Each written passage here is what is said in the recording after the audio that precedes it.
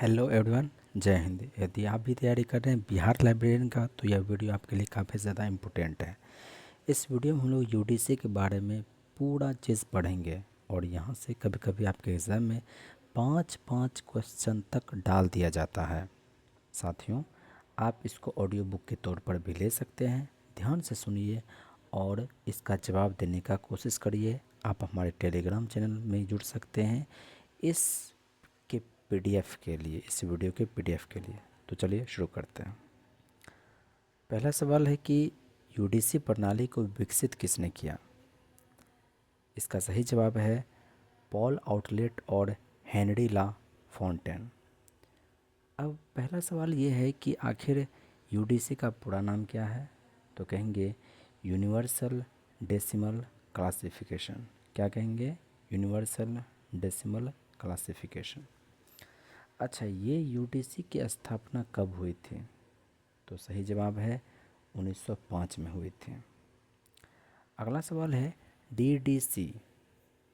DDC जिसको बोलते हैं डेवी डेसिमल क्लासिफिकेशन, इसकी स्थापना किन्होंने की थी? तो सही जवाब है मेलविल डेवी ने। कब किया था? सही जवाब है 1876 में। इसके बाद आप लोगों ने सुना होगा सीसी, जिसको बोलते हैं कॉलन क्लासिफिकेशन। इसकी स्थापना किन्होंने किया था? तो सही जवाब है एस आर रंगनाथन ने। अगला सवाल है एस आर रंगनाथन ने कॉलन क्लासिफिकेशन प्रणाली को कब विकसित किया था? तो सही जवाब है 1933 में।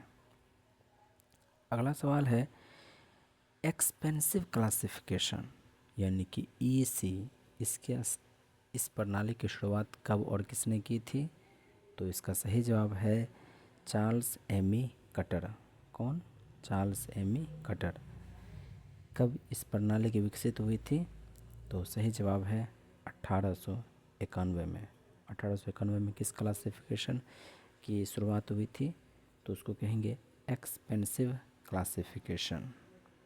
अगला सवाल है कि विश्व में जो सबसे ज़्यादा क्लासिफिकेशन के लिए जो यूज किया जाता है वो है डीडीसी यानी कि डेवी डेसिमल क्लासिफिकेशन, और इसी पर आधारित है यूडीसी भी। साथियों, अगला सवाल ये है कि यूडीसी प्रणाली मुख्य रूप से किस पर आधारित है? तो इसका सही जवाब होगा डेवी डेसिमल क्लासिफिकेशन यानी डीडीसी। अगला सवाल बहुत बढ़िया है, जिसमें कह रहा है कि यूडीसी प्रणाली मुख्य रूप से किस प्रकार के संकेतन का उपयोग करती है? तो सही जवाब है दशमलव और प्रतीकों के साथ संख्यात्मक, यानी कि टोटल 3 चीज़ें।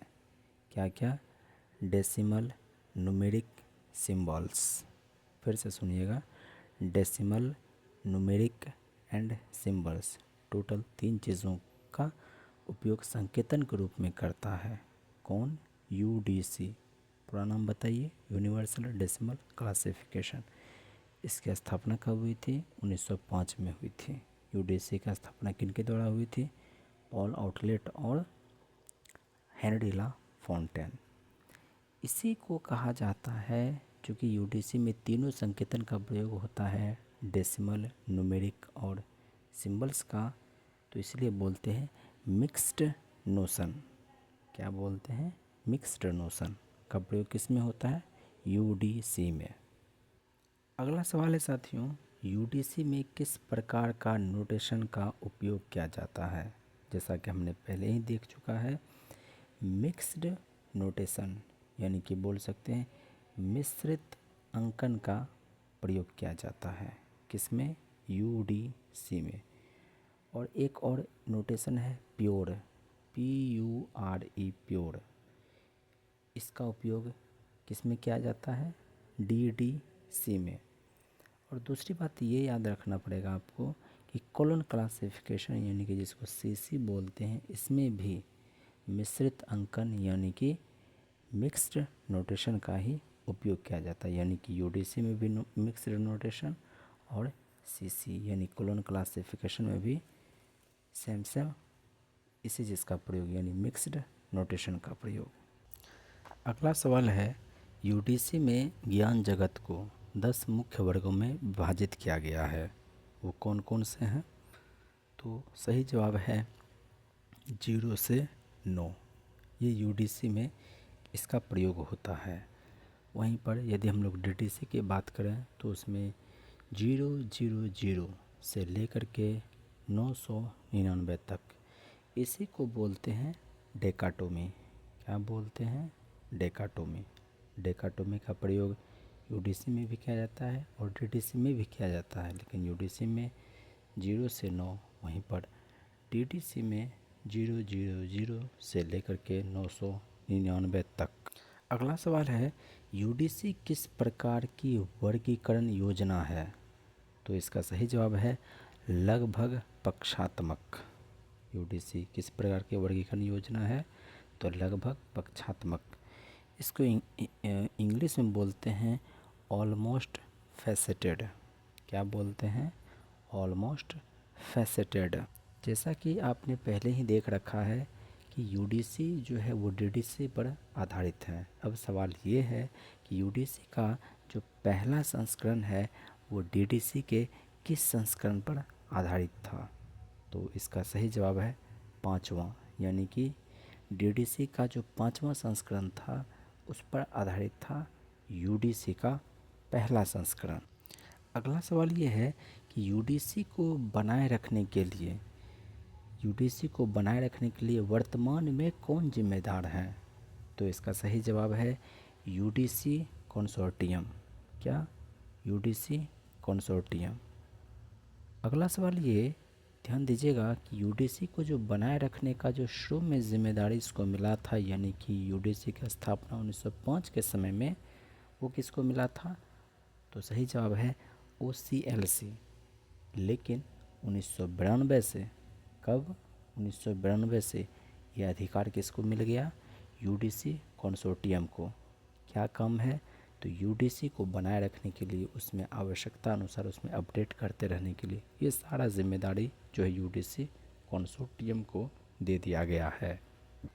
अगला सवाल ये है कि यूडीसी का जो प्रकाशन है वो पहला प्रकाशन, दूसरा प्रकाशन, तीसरा प्रकाशन, चौथा प्रकाशन, इसके शीर्षक क्या क्या हैं और किस किस भाषा में उसको पब्लिश किया गया है? तो यूडीसी का जो पहला संस्करण है, पहला प्रकाशन है, वो फ्रेंच भाषा में था। किस भाषा में था? फ्रेंच भाषा में। और उसका शीर्षक क्या था? मैनुअल डू रेपोर्टोयर बिब्लियोग्राफिक यूनिवर्सल।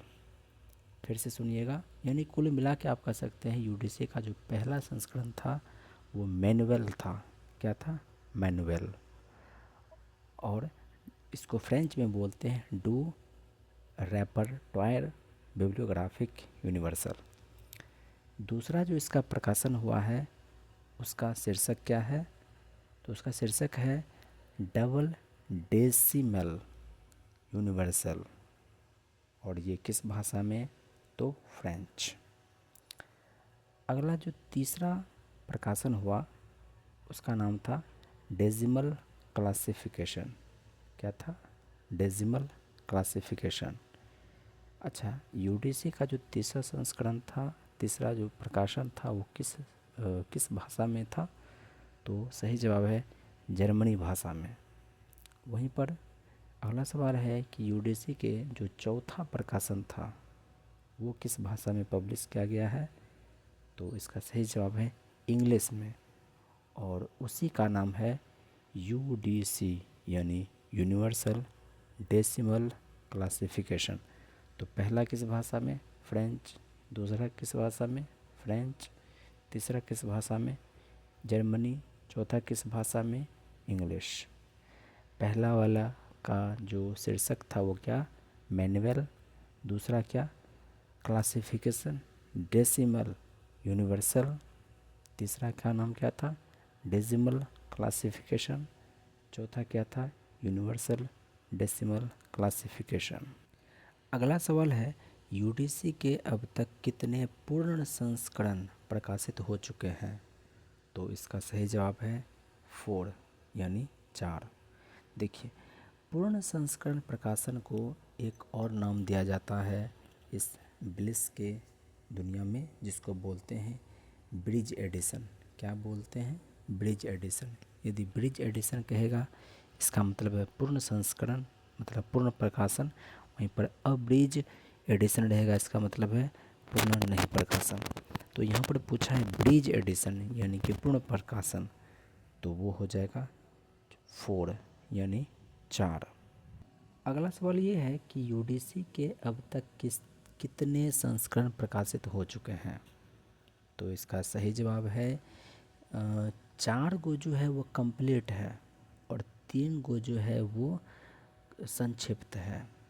तो आप ऐसे कर सकते हैं 4 जो है वो ब्रिज है और 3 जो है वो अब्रिज्ड है यानी संक्षिप्त है। टोटल मिला के आप कह सकते हैं यूडीसी ने अब तक कितने प्रकाशन कर चुका है? 7, जिसमें 4 जो है वो पूर्ण है और 3 जो है वो संक्षिप्त। अगला सवाल ये है कि यूडीसी के अब तक कितने संक्षिप्त संस्करण प्रकाशित हो चुके हैं, यानी कि अब्रिज्ड पब्लिकेशन। तो सही जवाब है 3। अगला सवाल है यूडीसी की स्थापना कब हुई थी? सही जवाब है 1905 में। डीडीसी की स्थापना कब हुई थी? तो सही जवाब है 1876 में। और कॉलोन क्लासिफिकेशन, इसकी स्थापना कब हुई थी? 1933 में। अगला सवाल है कि यूडीसी प्रणाली में कितने मुख्य श्रेणियां हैं? तो वो हैं टोटल 10, 0 से 9 जिसको बोलते हैं। इसी को इंग्लिश में बोलते हैं डेकाटोमी, 10 वर्ग विभाजन। अगला सवाल ये है कि यूडीसी संकेतन में जो हम लोग कोलन का प्रयोग करते हैं वो क्या दर्शाता है? तो ध्यान दीजिएगा साथियों, विषयों का जोड़ ये तो प्लस से दिखाते हैं। विषयों के बीच संबंध ये हम लोग कॉलन के चिन्ह से दिखाते हैं। लेकिन इसमें एक बात याद रखेंगे, यानी जैसे कि ए कॉलन बी देते हैं तो हम बी कॉलन ए भी दे सकते हैं। ये एक दूसरे के बीच में संबंध को स्थापित करता है। लेकिन वहीं पर यदि हम ए और बी के बीच में डबल कॉलन का चिन्ह दे देंगे, इसका मतलब है कि अब हम उसके क्रम को बदल नहीं सकते हैं। यानी कि ए बी हुआ तो अब हम बी ए नहीं कह सकते हैं। वहीं पर विषयों का क्रम, इसको दर्शाने के लिए किसका प्रयोग करते हैं? ऑब्लिक। जैसे 510 है, 511, 512, 513। तो इसमें हम 512 से 513 तक नहीं लिख करके 510 और 513 के बीच में ऑब्लिक मार देंगे। इसका मतलब ये है कि विषयों का क्रम 510 से लेकर के 513 तक हुआ है। वहीं पर भाषा स्पेसिफिकेशन के लिए, दर्शाने के लिए हम लोग बराबर का प्रयोग करते हैं। फिर से यूडीसी के बारे में समझ लीजिए। यूडीसी में विषयों का जोड़ यानी कि विषयों को जोड़ने के लिए प्लस का प्रयोग करते हैं। विषयों के बीच संबंध को दिखलाने के लिए कॉलन का प्रयोग करते हैं। इसमें क्रम बदला जा सकता है। डबल कॉलन का भी प्रयोग कर सकते हैं विषयों के बीच संबंध को दिखलाने के लिए, लेकिन इसमें क्रम को नहीं बदल सकते हैं। उसके बाद दूसरी बात, विषयों का क्रम यानी कि सीक्वेंस ऑफ टॉपिक्स, इसको दिखाने के लिए हम लोग ऑब्लिक का प्रयोग करते हैं। और फिर है भाषा निर्देश, इसके लिए हम लोग बराबर का प्रयोग करते हैं। अगला सवाल ये है कि यूडीसी प्रणाली में यूडीसी कंसोर्टियम की क्या भूमिका है?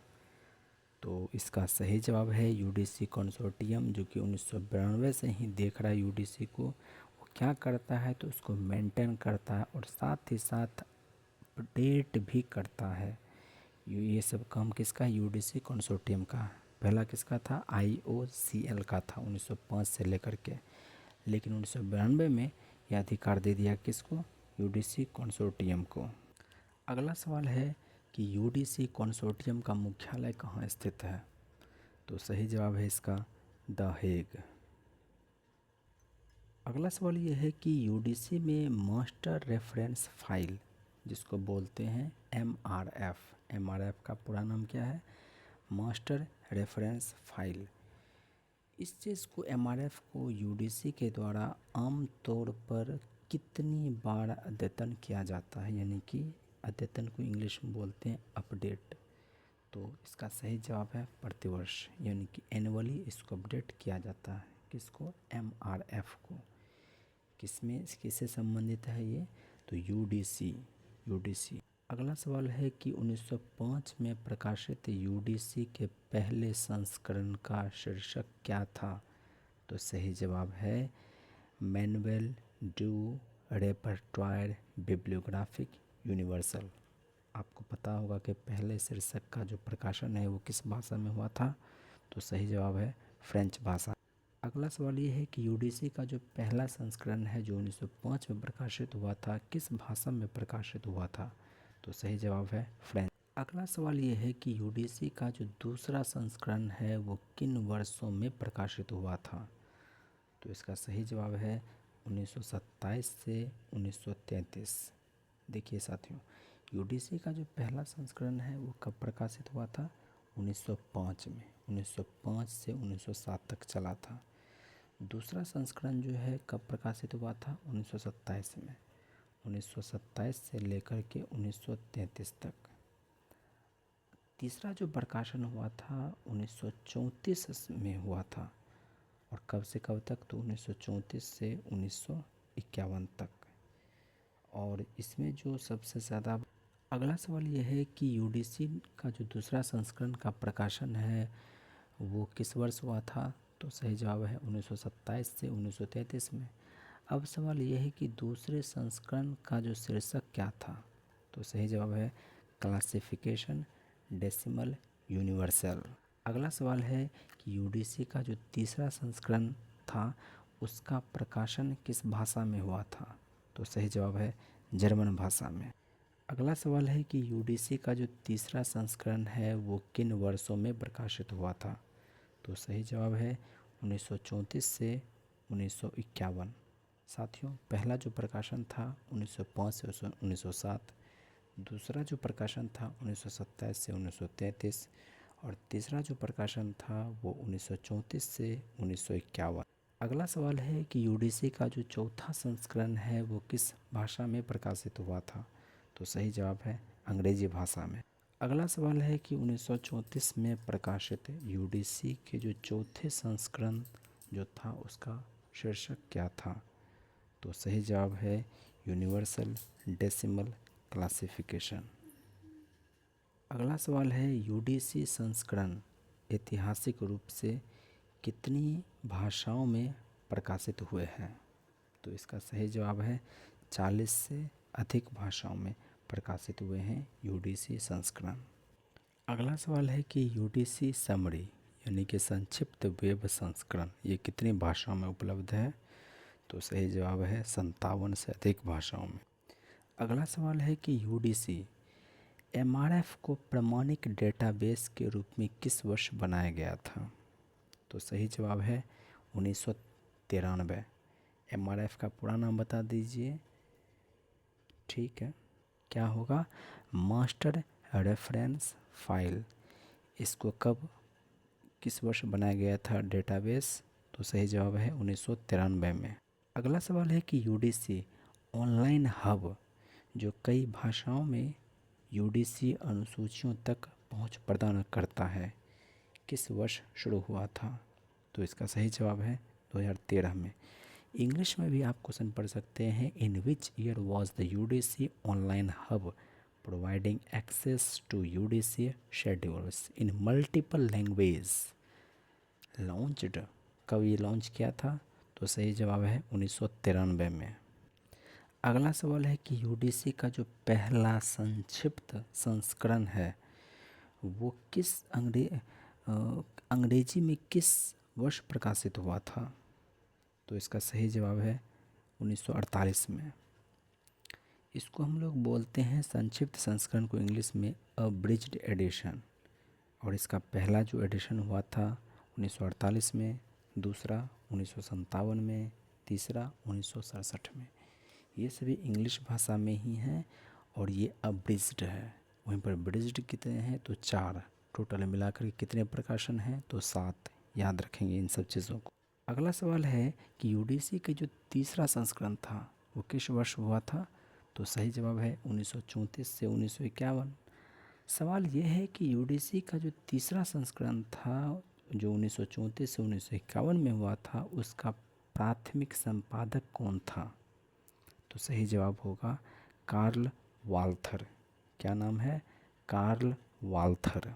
अगला सवाल है कि यूडीसी संस्करणों के प्रबंधन के लिए यूडीसी कंसोर्टियम किस वर्ष गठित हुआ था, तो इसका सही जवाब है 1992 में। अगला सवाल है यूडीसी का पहला संक्षिप्त संस्करण यानी कि अब्रिज्ड अब्रिज्ड अब्रिज्ड एडिशन वो 1948 में किस भाषा में प्रकाशित हुआ था, तो सही जवाब है अंग्रेजी भाषा में। अगला सवाल है कि 5 मौलिक श्रेणियों की अवधारणा का प्रयोग किस में किया गया है, तो याद रखेंगे सीसी जिसको बोलते हैं कॉलोन क्लासिफिकेशन, वो क्या क्या है, PMEST। क्या नाम है, PMEST। इसका प्रयोग किस में किया जाता है, सीसी यानी कि कॉलोन क्लासिफिकेशन में। और इसी PMEST को कहा जाता है 5 फंडामेंटल कैटेगरीज। क्या बोलते हैं, 5 फंडामेंटल कैटेगरीज, 5 मूलभूत श्रेणी।